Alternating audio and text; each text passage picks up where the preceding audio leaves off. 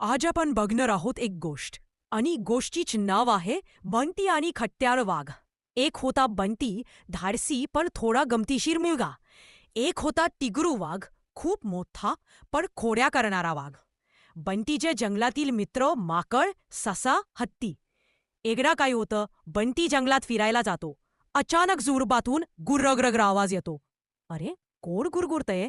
माझ्या शाळेच्या कॅन्टीनमधला काकू तर नाही ना? संत्याने एक मोठा वाघ उडी मारतो.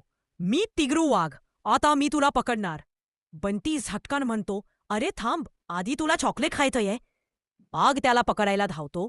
बंटी वेगाने झाडावर चढतो. माकन टाळ्या वाजवतात.